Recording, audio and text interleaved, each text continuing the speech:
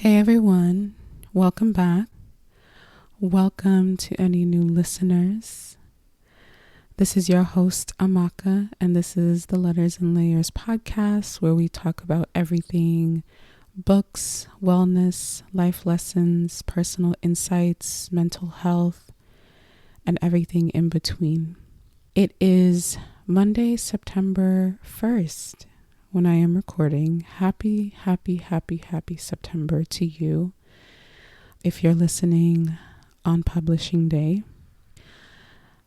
This episode kind of snuck up on me. I'm not even gonna lie. And I'm a little bit ashamed, I must be honest, because today is 4 years that we started this podcast. Our first episode was September 1st, 2021. And that was the episode where I shared my journey of how I became a psych nurse practitioner, which we're actually throwing back to later in the episode.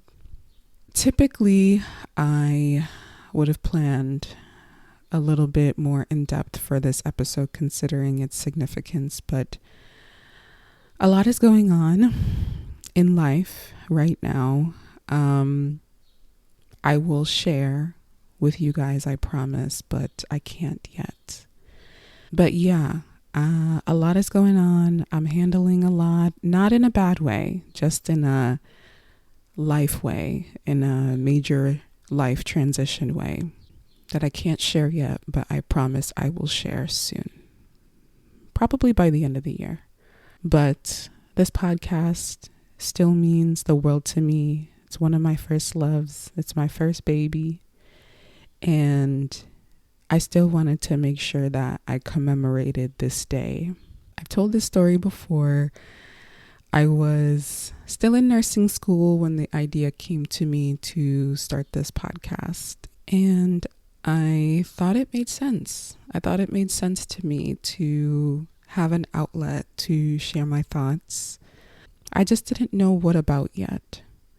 And then one random day I was in the bathroom, probably in the shower. I think I was in the shower and I was like, duh, yeah, of course I would have a podcast where I talk about books and just life and insights and, things I've learned and everything like that. So it took a couple months, like just some research on equipment and, what platform to use to record and everything. And the podcast was born. Now, it has gone through a few iterations since it began. For any listeners who have been tuning in from the beginning, the Letters and Layers podcast was not its original name. The original name of the podcast was the Bibliotherapy for Black Women podcast, which I chose in the beginning because I did not want to get stuck or bogged down by trying to figure out a name. I wanted a name that kind of conveyed the point about what the podcast was about and who it was geared towards. Bibliotherapy, the biblio root of the word, focused on books. Therapy focused on like wellness and self-improvement and, just getting to know yourself as a person. And then for Black women, because that's who I had in mind as far as my core audience. So I chose that name as its initial name, but I always knew that wasn't going to be the name forever. Over time, I was like just trying to figure out what the new name would be.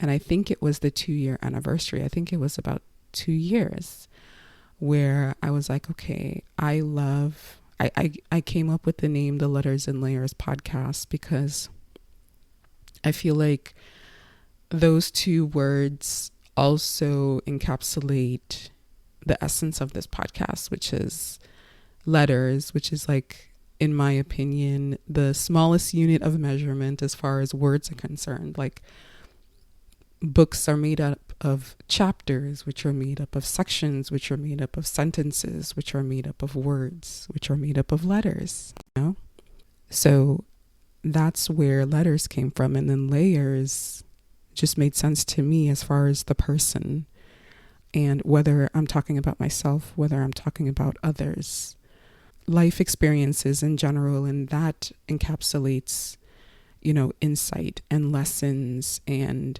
just learning as you go in life. That's where the letters came in, and I liked the alliteration, letters and layers. It was easier to say versus bibliotherapy. And, even though the term Black women is no longer in the name, I still wanted it to be conveyed as a focal point through the imagery with the thumbnail, the cover art, everything. So yeah, I came to decide on the Letters and Layers podcast, and I've been super happy with that decision since. I've been playing with some merchandise here and there. I got some tote bags created with the cover art, podcast art, and the title. I've done one major event with the merchandise, and it was well received. So I'm super happy with where this podcast is right now. My hope is that the platform will continue to grow. It's 4 years in, and it is still on the smaller side, which is totally fine. I said on, I think the episode coming back from my summer break, I said that I always come back realizing that I need this podcast just as much as my listeners do, if not more. It's just become such an integral part of my life. Whether I'm in the mood to record or not, I never regret doing it. Sometimes I feel more enthused than other times. Sometimes it's kind of one of those things where you have to do it, but you'll feel better after the fact, like working out, One of those things where it's good for you, but maybe you need to just get going first. So it's been a balm for me. It's been a reprieve for me. It's been a place where I can really just open up and share some of my most personal thoughts about my life and my upbringing and just how I continue to process what's going on around me and what's happening to me.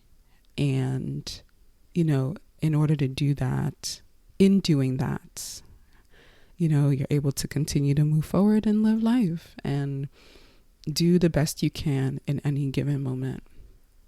So I want to thank you guys so much for continuing to tune in, whether you are a longtime listener or you stumbled upon this podcast recently, even if you've only listened to one episode or a few minutes or whatever.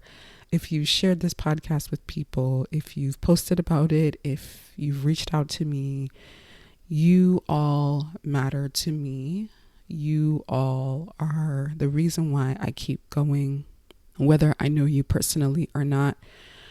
It all means the world to me as the person who does this. So I just wanted to say thank you so much again. Please continue to share. Please continue to tell folks.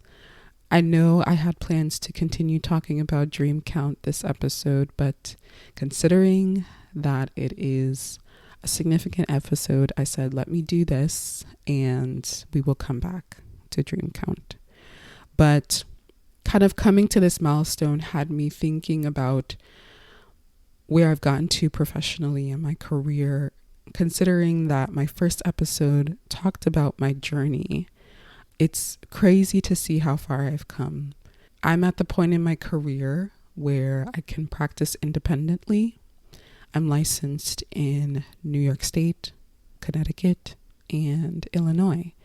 And I can practice independently in all 3 states now, which is a great accomplishment to get to, because you're not afforded that right away. Some states don't even allow that. Some states, as a nurse practitioner, you always have to be practicing under the guidance of a medical doctor or physician. So states instructions or stipulations are different.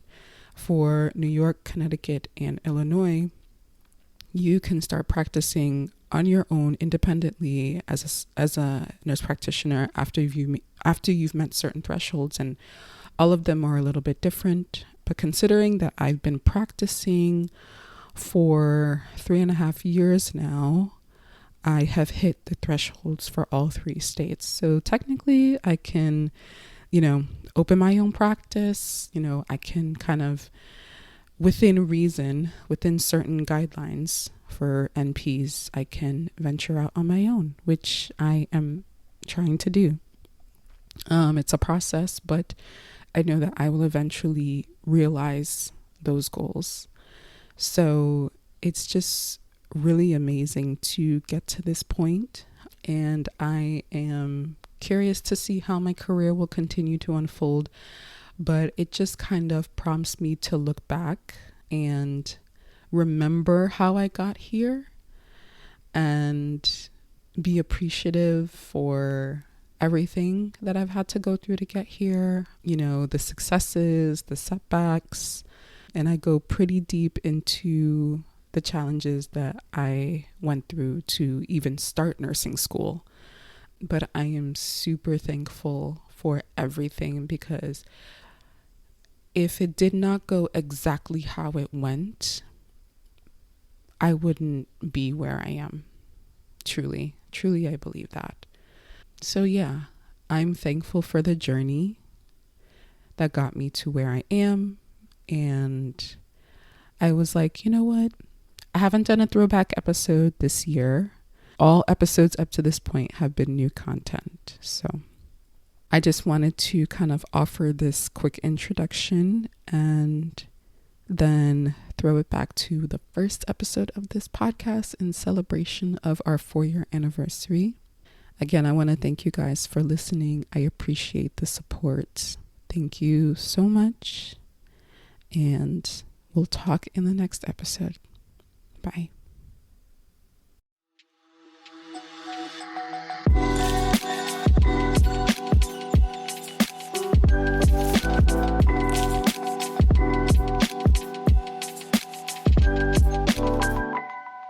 Hello, everyone. Welcome back to the Bibliotherapy for Black Women podcast. I am your host, Amaka, and I hope everyone is doing well this morning or this afternoon, this evening, whenever you're listening to this episode.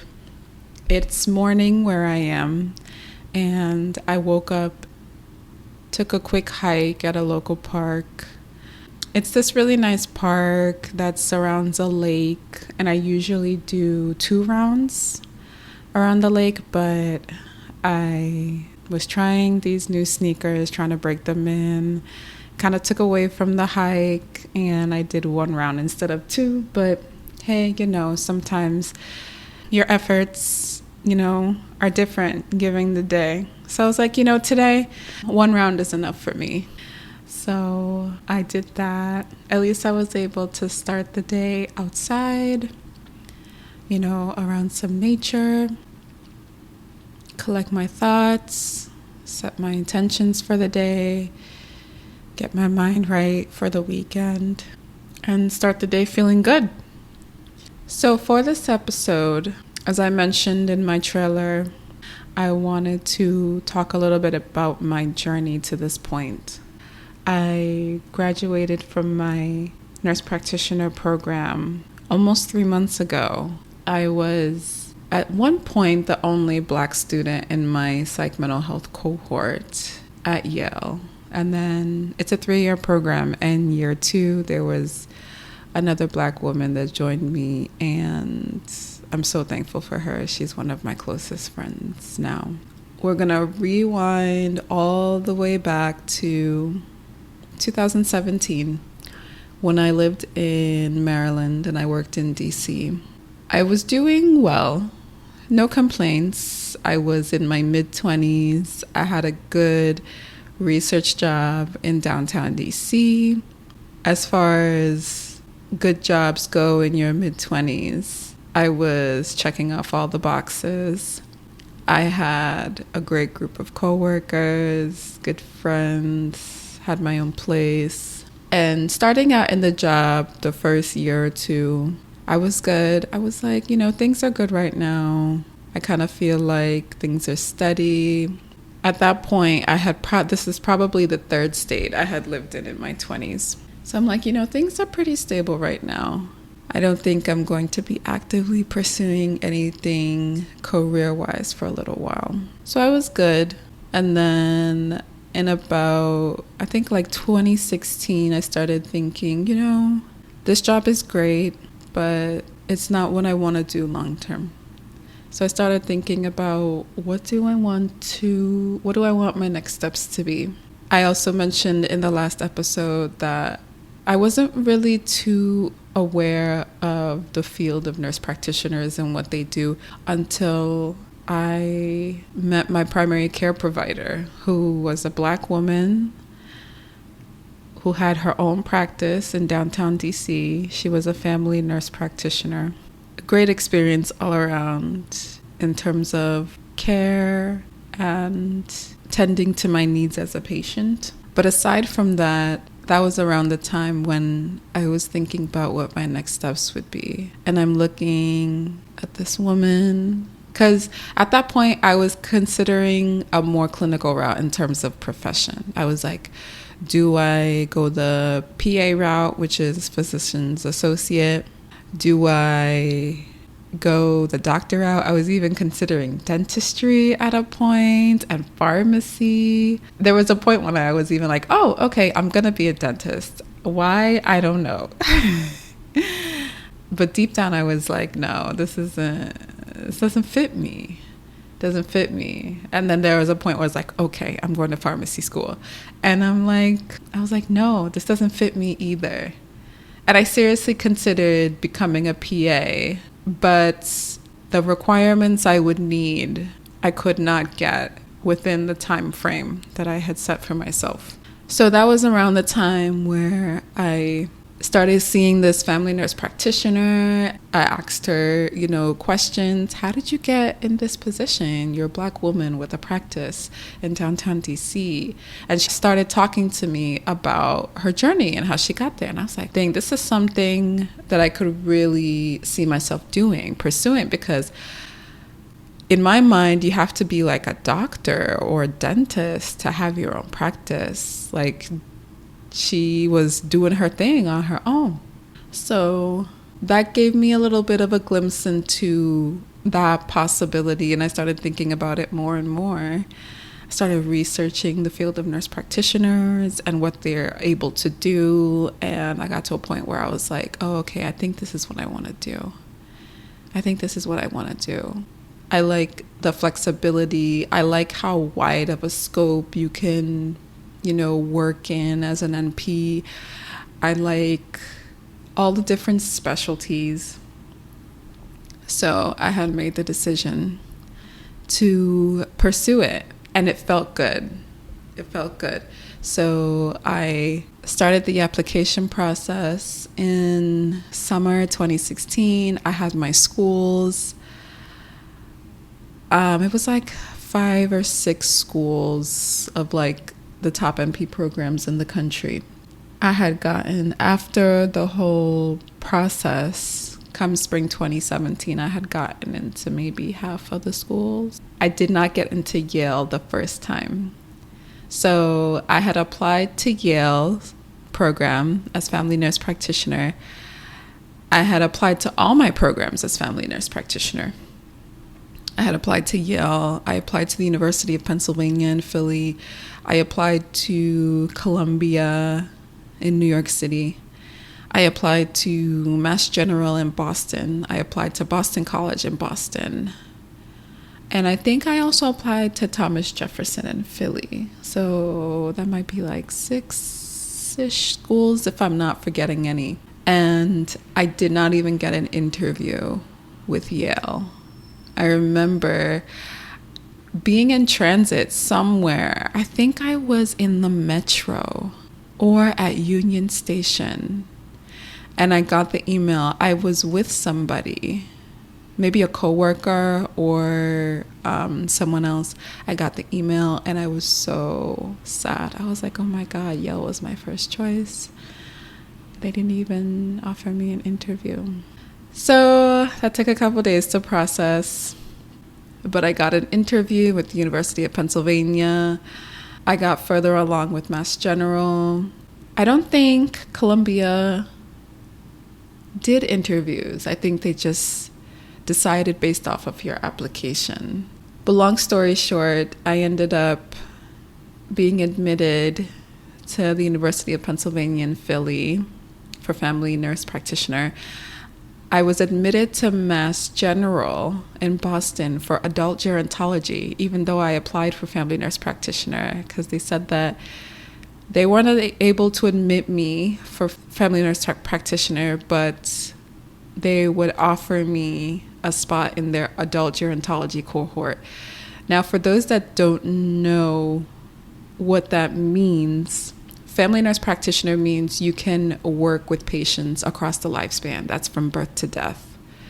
But adult gerontology primarily means that you only work with patients like age 17 and up, or age 18 and up. So pretty much you won't work with, adolescents or children. And then you have pediatric nurse practitioner who only work with individuals 18 or 17 and under. So they offered me a spot in their cohort for adult gerontology with a scholarship. And I was considering it, but I'm like, that's not what I really want. And at that point, I don't think I had heard back from Penn yet. So I was holding out. And then I heard back from Penn. I was like, okay, my decision has been made. I had also heard back from Columbia, and they admitted me. But I applied for their dual program, like their equivalent of like nursing / DNP, doctor of nursing practice program, and they only admitted me for the first portion. They did not admit me for the second portion. Considering the cost of the program at Columbia, not getting admitted into the entire program that I applied to, it was becoming less and less of an option in my mind. But then I got admitted into Penn. I got admitted into the BSN and MSN portion that I applied for. Since I did not have a nursing background, I would be starting with the work of achieving a bachelor's in nursing and then going into my master's of science in nursing. And they admitted me for the family nurse practitioner cohort. So I was happy. The program was not cheap. It was not cheap. And the financial structure for how to pay for it was going to be difficult. But out of the schools that I had applied to and heard back from and ultimately was admitted to, Penn was the best bet. So I was like, we're going to do Penn. So I left my job, my DC job, after almost 4 years. That was such a tough transition time. But I did it. I was like, this is something new. The DMV area has become my area of comfort. I have friends here. I have my job here. But I know I'm meant to continue on and start something new. So I moved to Philly like early summer 2017. Started the program. It was very, very, very rigorous that first summer. I think back wondering how I got through it. Because, like I said, I accepted admission and I knew it was a expensive program. I didn't really know how I would pay for it. I'm going to be honest. I was like, it's going to figure itself out. It's got to figure itself out. And for the first semester, it did. Things were touch and go. I was dealing with the financial part of the program while still keeping up with my schoolwork, because I'm like, I can't be worrying about finances for school and then be failing nursing school. So I was like, at the very least, let me work hard, keep my grades up, so I have more leverage in terms of, opportunity if there's something that comes my way that can help with paying for the program.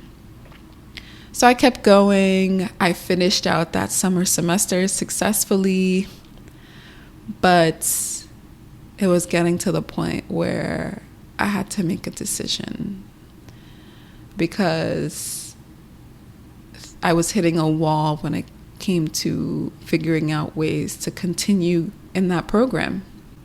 Sadly, I got to a point where I had to withdraw. I had to withdraw from the nursing program at Penn, and I withdrew like mid-August of 2017, which was really tough. I felt like a failure. I felt like I hadn't planned well enough. I could have did this, I could have did that. Like, how could I have not seen this coming? It was a really tough time, especially since I had such high hopes for 2017 as a year. I don't know why.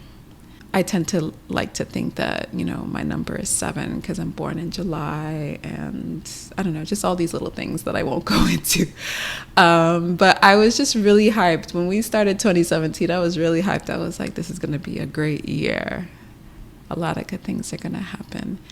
And, I had made this transition from DC to Philadelphia. I had moved to Philly for this program. I was living based off of financial aid from the school.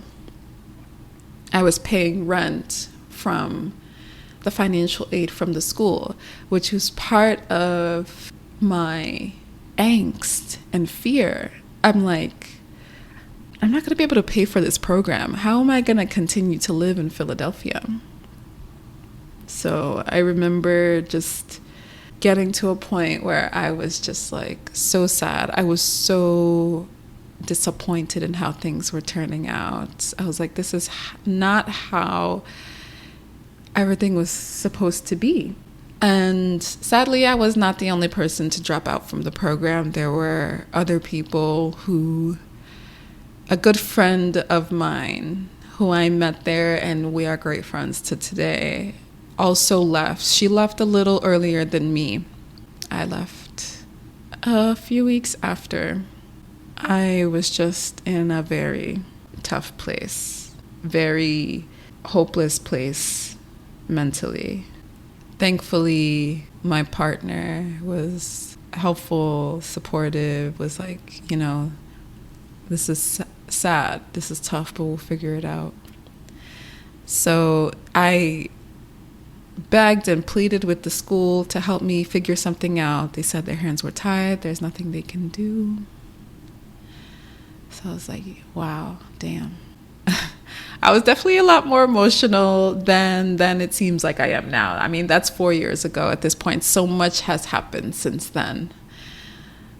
And I'm definitely in a better place. But you can imagine in those moments wondering what you're going to do. And I am not the type of person to kind of just wing life.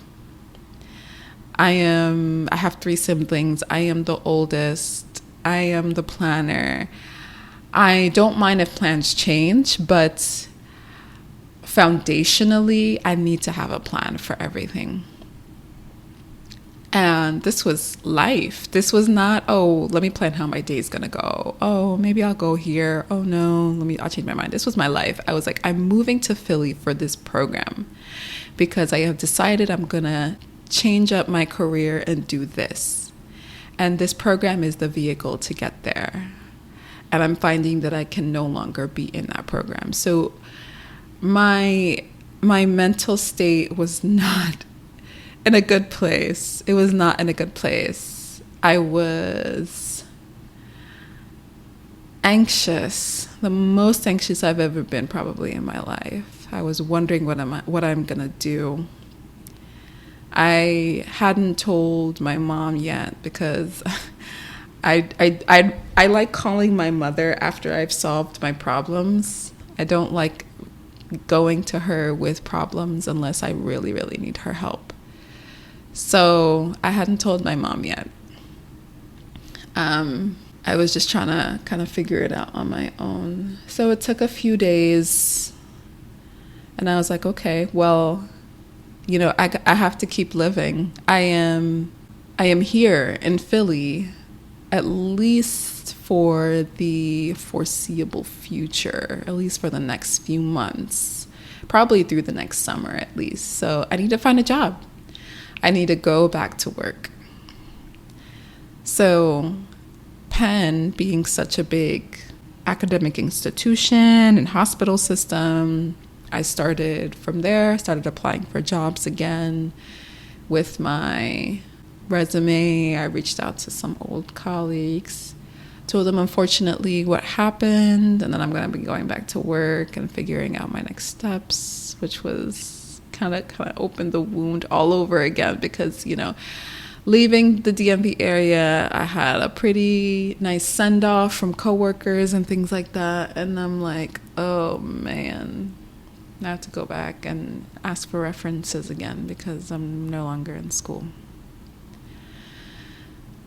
So I did that because we have to keep going. We have to be able to pay rent and bills and live. So I continued applying. I went into Penn. Initially, I was like, I don't want to work at the School of Nursing. I don't want to work at the school where I had to withdraw. Oh my God. And because I was like, it's just too painful. I'm going to see the students. I'm not a part of the cohort anymore. Things are going to be weird. And it's true, things could have been weird. I'm not part of the cohort anymore, but I'm just thankful that I kind of got over that because I'm like, you need to get a job where you can get a job, you need to get a good job where you can get a good job. So I kind of got over that. And there was a job in the School of Nursing that I was pretty well qualified for. I put in the application, I heard back, I got an interview, I did well, and they offered me the position. So from mid-August to maybe like mid-August and then all of September, I still had a little bit of money. I still had enough money to kind of keep me going in the meantime, but I was still really anxious. Like, I hate the feeling of not having, ever since I started working, like real work from right after college, I had never really been in a place where I wasn't really sure what I'm going to do about income. So this was the first time in a very long time that I was anxious about income, and I had hoped to never be in that place, and I was there. So I was good for like 6 weeks, but I needed to get something fast. I was considering starting driving for Lyft. I was considering, there was another job I was in the running for, but it was not, I wasn't too excited about it, but it was like, okay, if I have to do it, I will type of thing. It was a research job, but it's like field research where you have to go out in the community, ask questions. And with my type of personality, at least then, it wasn't going to be something I would be excited about, but, with my back against the wall, I would do it. So I was really hoping to get this position at the School of Nursing at Penn, and I did, thankfully. It was more along the lines of the research that I had done up to that point in my career, like with living in DC and living in Delaware prior. So I remember learning that I had gotten the job, and, getting that email, I was walking into my apartment in West Philly, and I got the email, and I walked into my room and I started to cry. I started to cry because it had been such a tough couple of months, like going through more than a couple of months, going through spring semester. Let's even go back further. Before I moved to Philly from the DMV, packing up, the whole transition, starting the program, getting through that summer semester, which was one of the hardest things I've ever done. And then all the while worrying about this whole financial aid situation, finishing the summer semester, finishing it successfully, getting more and more anxious about what I'm going to do, and then getting to the point where I had to make a decision and I had to leave. Now, the additional angst of having no money coming in, whether it's from work, a job, or financial aid, there's no money. All I have is what's in savings, and I have not been in that position for a really long time. So that added to my anxiety. And then thankfully getting over that mental block of, oh, I can't work at the School of Nursing. That used to be where I was a student. People know me and I'm withdrawing, blah, blah, blah. Getting over that, I think I'm so thankful to God that I kind of just pushed myself out of that mental space, because then I would have missed this opportunity. And then, interviewing and making a good enough impression for me to get the offer. I remember walking into my room and just started crying. I was like, God, thank you. Thank you, because these past however many months have been the toughest in my adult life so far. And now, even though things did not go how I had planned them, things are turning around. Things are looking up. I've gotten a job where my background, professionally will give me a huge boost, and I'll be making a very good amount of money for where I live. I'll be able to continue saving, and pretty much I was in a great place, and I now had the opportunity to work for the meantime and figure out my next steps. That's all I really wanted. And I had gotten it, and I was so happy. This was like fall 2017, like October. I got the offer in October, about 6 weeks after I withdrew. So I started the job, and things were great. But while working, I was thinking about, what am I going to do? I still want to pursue this career, but it doesn't look like it's going to work out with Penn.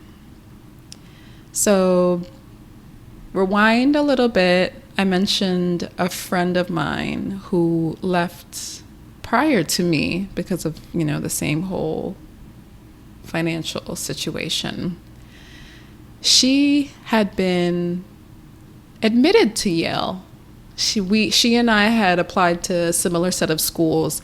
I did not get into Yale. She did, but she had chose Penn. So she withdrew from the program early enough to where she got in contact with Yale and talked to them like, I had selected another school, but I don't think it's the right fit. I really would like to see if there's any opportunity to be reconsidered for the Yale cohort. And they told her that their cohort was full for that fall, but they could offer her deferred admission for the next year. So she was like, okay. And she was getting ready to kind of figure out, her moves in the interim. She's she's lived a long time in California. So I think she was considering going back to California for the year, going back to work and then relocating back to the East Coast when the school term started for that next year. But then she told me maybe like a day or two later, they called her back and told her that a student had dropped out and there was a spot open if she wanted to start with this year's cohort. So she had started and, got ready, moved to Yale, and was in their program for family nursing practice. So once I had kind of gotten settled in the new job at Penn Nursing, I reached out to her. I was like, hey, how's it going in Yale? And she was like, it's tough, but I'm here. I'm making it work.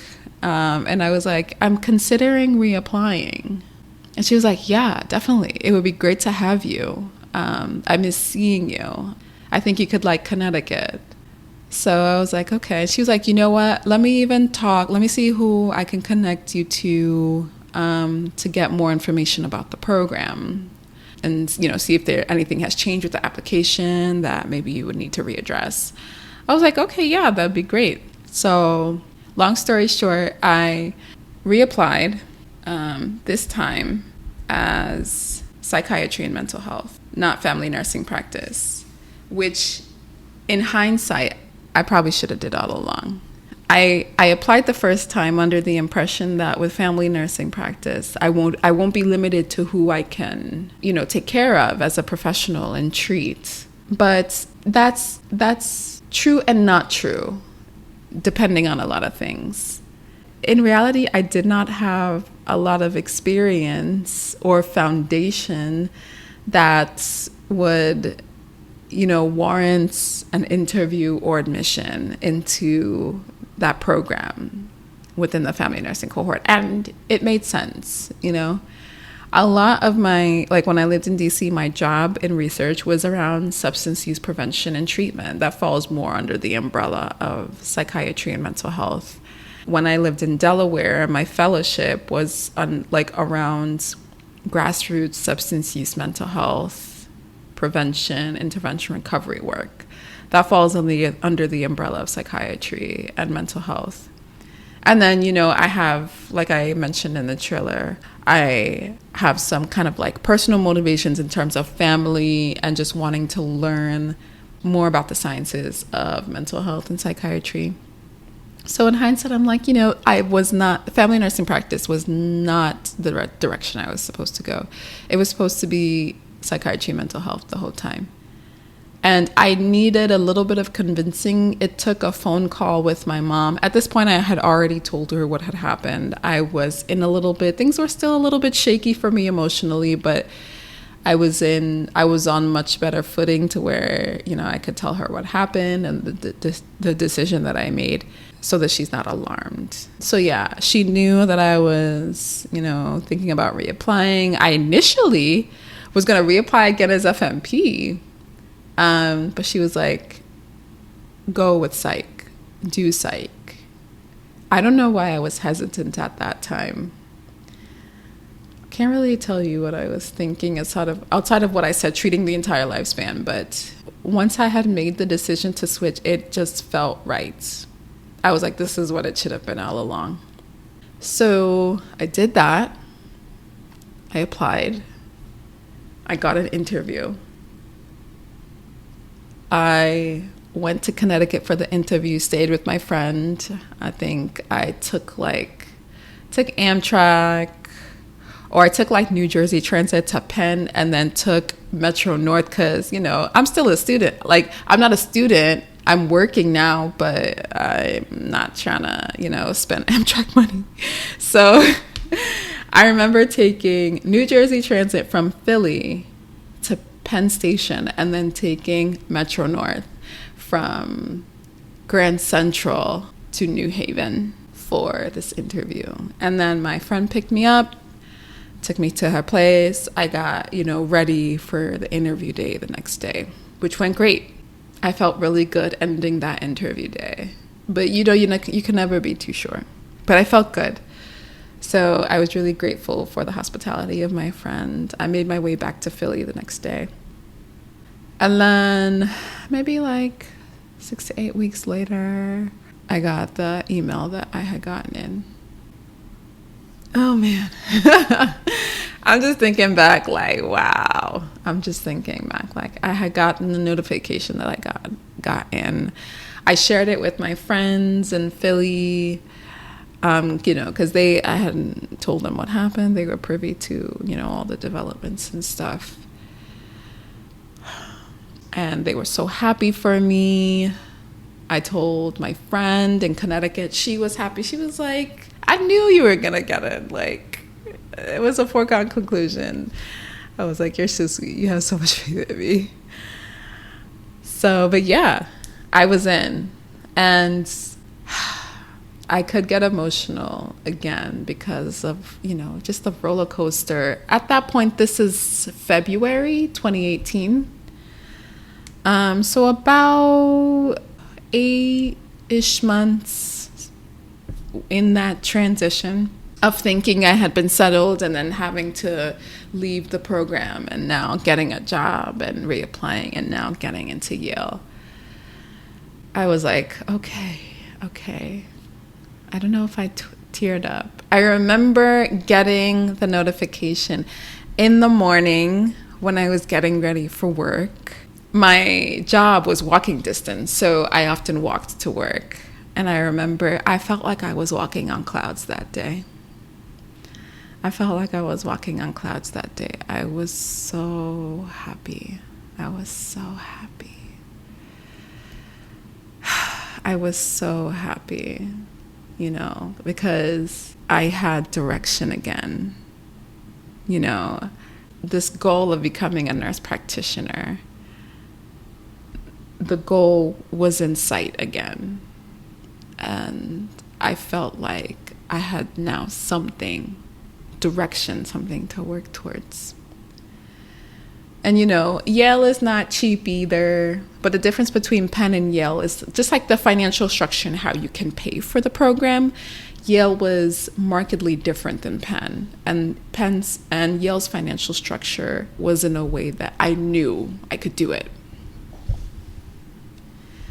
So just knowing that I would be able to start and finish, and the financial aid and means of paying was not going to be a problem. I was like, okay, this is happening. So I told, my colleagues, and they were happy for me. And the timing was great because my job, as great as it was a grant-funded position. So it got to a point where the grant was to end.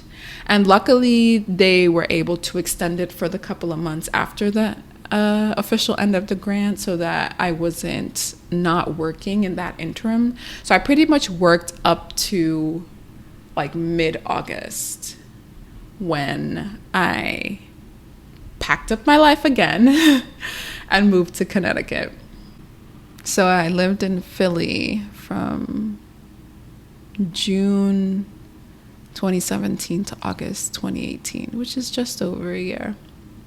And with everything that happened, with the emotional roller coaster of emotions, I fell in love with that city.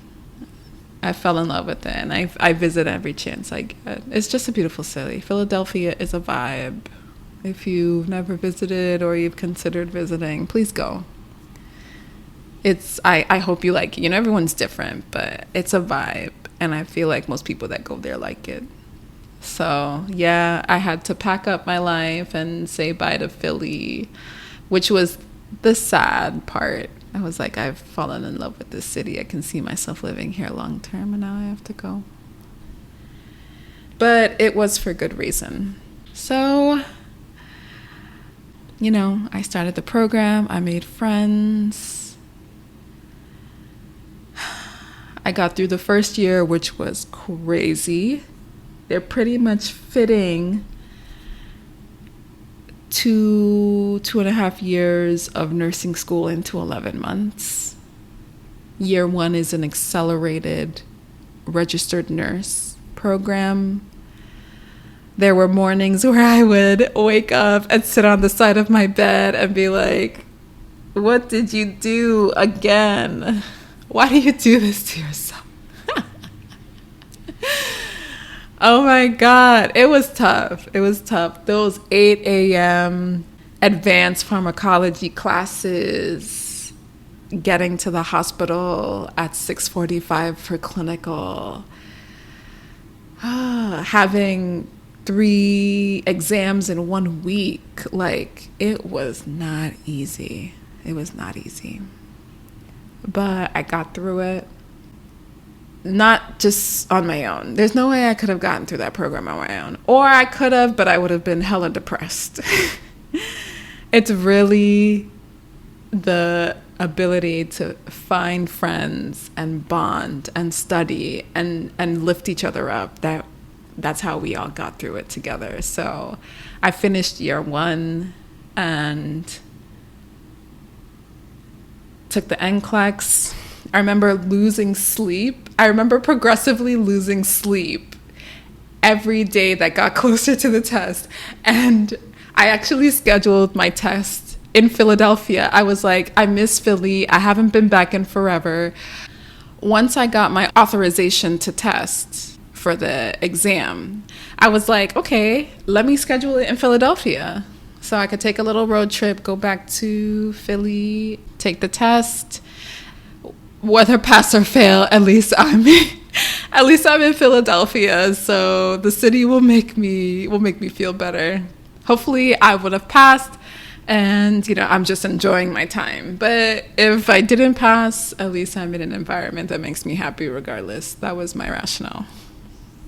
I would have much rather failed in Philly than failed in Connecticut.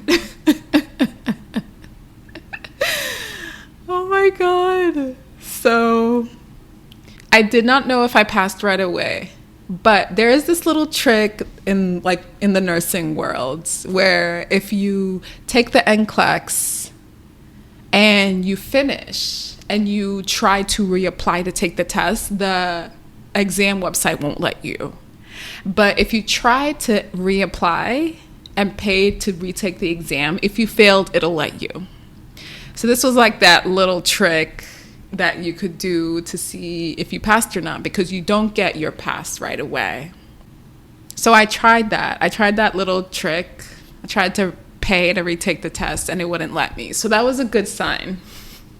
And I called my good friend in the program and she was like, you're good. You did it. It's not letting you retake it. So you're good. You're good. And I was just coming down from the emotional place that I was, because so with NCLEX you can get anywhere from 75 questions to 265 questions, and a lot of the people in my program that had already taken the test, this is Yale, everyone is an overachiever, so a lot of students had taken the test had cut off at 75 questions and they had passed.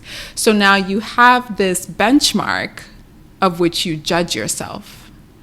And I'm like, if the test is not cut off at 75 questions, I failed, which is not true.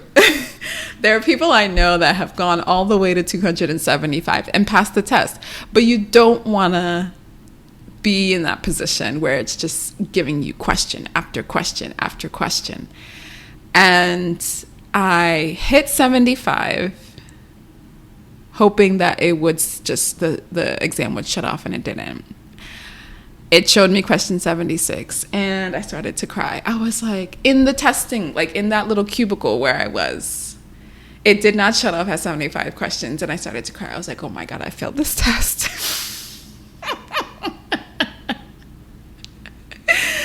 I was like, I failed this test. It didn't shut off at 75, like, that's all it can mean. But I'm like, it's waiting for me to answer this question, so I need to get my act together and woosah and keep going, because the more I let my emotions take over, the less I'll be able to think intellectually about what the questions are asking me, which will mean I'll be getting more and more questions, because the computer is not really sure, have I met the benchmark of being able to be certified as a nurse? So I was like, okay, get yourself together. I was kind of giving myself a pep talk. Get yourself together. If you're emotional, you won't be able to think. And the longer you can't think, the longer this test will take you. So I was like, okay, got myself together, started to really be able to think about things. I kept getting questions. I was like, okay. I kept getting questions. And then I got to question 86, something about allergies. I answered it and then it shut off. So it shut off at 86 questions. And I was like, oh, wow. Like, I felt like I was not in my body. I was like, I would never wish this experience on anyone. I have a good friend who went into her NCLEX and had a panic attack. Like, it gets to be that, like, high stakes. But I left the testing site. It was in a high-rise building in downtown Philly. And I was just walking. I felt like I was not in my body. I was just walking back to my hotel. Because the morning before the test, I had woken up at 2:30. Remember, I said I was progressing. Like, that week prior to my exam, I was progressively waking up earlier and earlier. And then the morning of the test, I woke up at 2:30 and I could not go back to sleep. So I was on YouTube. I was looking for things to occupy my mind. I eventually was able to get a little bit of sleep, a little bit more. And then I woke up at maybe 6. I was like, let me just get ready for my test. So I think the combination of anxiety and stress and not getting a good night's sleep, not only that morning prior, but that whole week prior, I was just not in my, like, I was not in my best state of mind. But I got back to my hotel room. I got in contact with my friend, told her how it was. She tried to calm me down. She told me to do that trick in the website where you try to pay and see if it'll let you or not. I did it. It didn't let me. So that calmed me down a little bit. And I was like, you know what? I'm going to go to IHOP. So Delaware is just down the road. I lived there for 2 years out of undergrad. I was sad to leave it when it was finally time to go because, for many people, Delaware is like a drive-through state, but it has a lot of hidden gems. Like, it has this really cool farmers market, and it has this beautiful park in historical Newcastle that has like a little beach, and then you have a view of the Delaware Memorial Bridge. So I was like, I'm going to take a drive down to Delaware. So I did that after the test. I went to IHOP.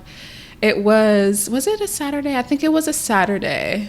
And for a Saturday, the IHOP was pretty sparse. I sat down. I got my favorite Colorado omelet with pancakes. And I just drowned my emotions in those pancakes. Drowned them in my pancakes. Drowned them in my omelet. I was like, this is gonna have to help me feel better, and it did. So I had my meal, I was happy, and I went to the park that had that little beach and the view.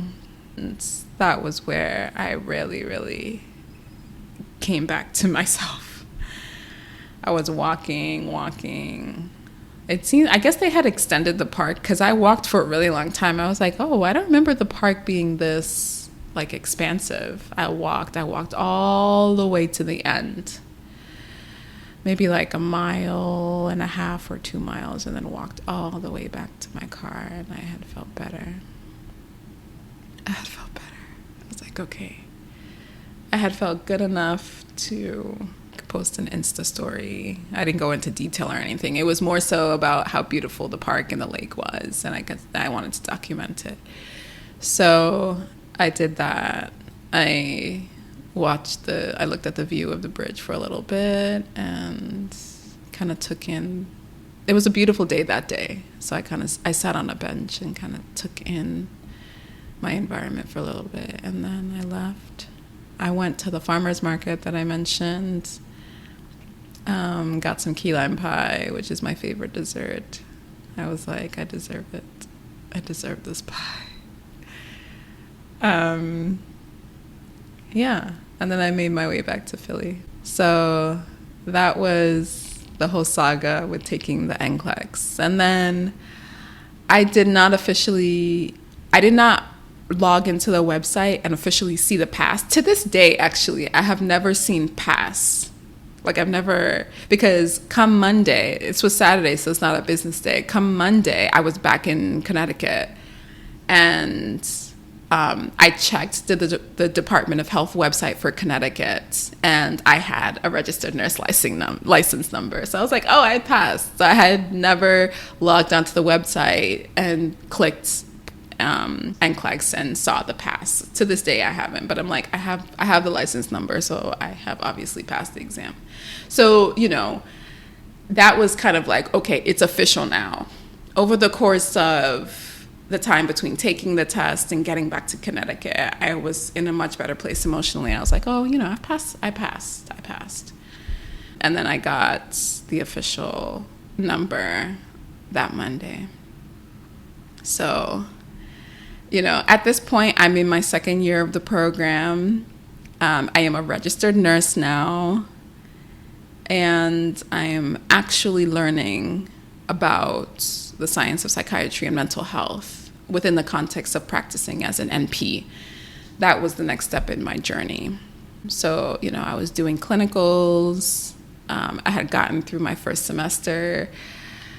That semester after the first year, like that first specialty year semester that specifically focused on psych and mental health, I don't want to say it was a breeze. It was not a breeze, but it was significantly easier.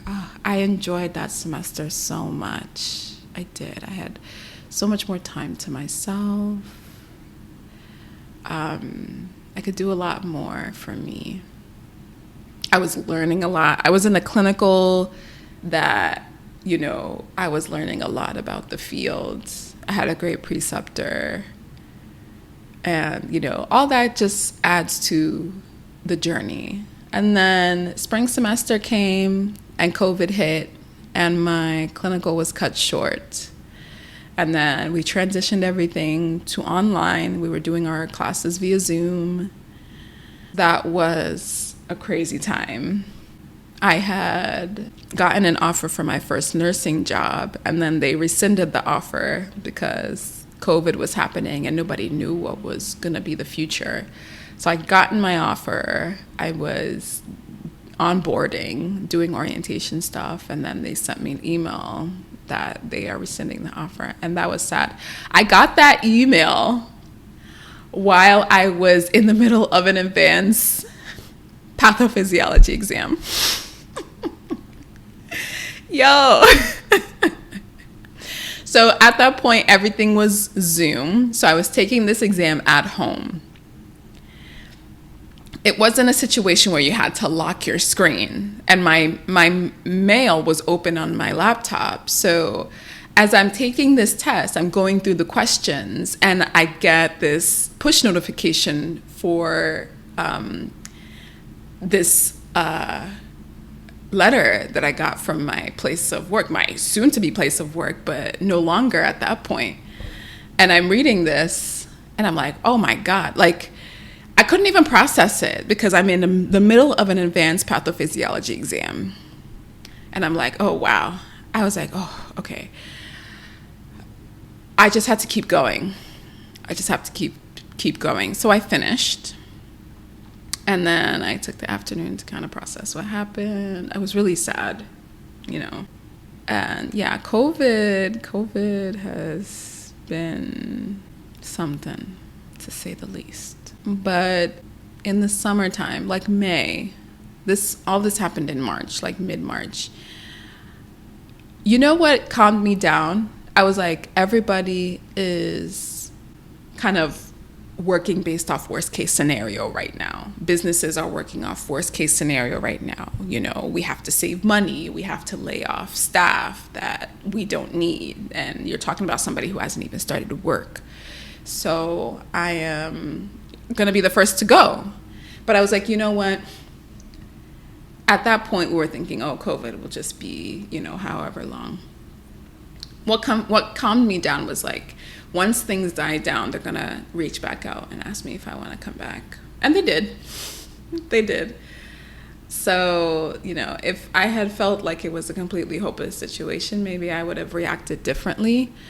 But that thought eventually came to me, and I was like, oh, once we get a handle on things, they'll probably ask if I want to come back to work. And they did. And I accepted, and I worked there for a year. So fast forward to fall semester of 2020. Everything was still online. All our classes were online. My clinicals were online. My clinical site was an outpatient site. So they were seeing all their... My preceptor, who was amazing, was seeing all of her clients via telemedicine, except for 1 day a week. So the site had particular protocol for staff to where they would see patients once a week, and the rest of the week they would be telehealth. So all my clinicals were telehealth for fall semester. All my clinicals were telehealth for spring semester. This past semester, I had only met my preceptor for the first time, like in April this year. Mind you, I had started with her September of 2020 because of COVID. I had met her virtually, the previous fall, but meeting her in person didn't happen until 8 months later, which is crazy. I finished up clinical, finished up all my didactic work, and graduated. And it was surreal. It was surreal because there was an added layer of wonder and disbelief, because I'm thinking back to when I started in Philly. This journey to nursing school, this journey to becoming a nurse practitioner did not start at Yale in Connecticut. It started at Penn in Philly. And having that not work out, and having to go back to work, and working for almost a year and starting over. And getting to the point where I'm sitting under a tent on the lawn at the School of Nursing at Yale, and looking at the graduation booklet and seeing my name under graduates for psychiatric mental health nurse practitioner. I did it. This is real. It was unbelievable. And it still is. It still is. So I have since taken my boards. I am now board certified. I'm working in the meantime, and I'm just kind of enjoying how things are right now, slowing down a little bit and taking it all in, and still having a degree of disbelief that I'm here, that I've made it, that I really did. I share my story because for whoever is under the sound of my voice, who is thinking of a career change or a career in the health professionals, in the health profession, or if you're a Black woman who is thinking about becoming a nurse practitioner, but you don't see many, I am proof. We are out here, and we are out here doing it and being successful. So I hope you can draw some inspiration from my story. If there's anyone out there who is on a journey and it did not go how you planned, feel those feelings, sit in that space for however long you need to process, but please do not give up. Do not give up. Do not think that your situation is hopeless, that there's nothing you can do. Because I was in that place for a brief moment, but I was able to come out of it and keep going and move forward. Things will not always turn out how you plan, but oftentimes they turn out for better.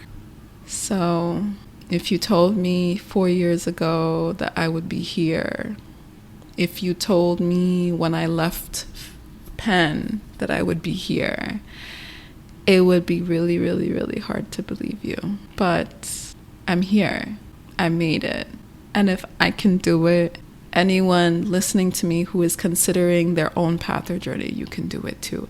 And if that journey is not going how you planned, if the direction you intended to take is not working out, it does not mean that everything is, has gone to shit. It does not mean that. It will feel like that in the moment, but it will likely turn around. And the ultimate outcome may be even better than you had originally planned for.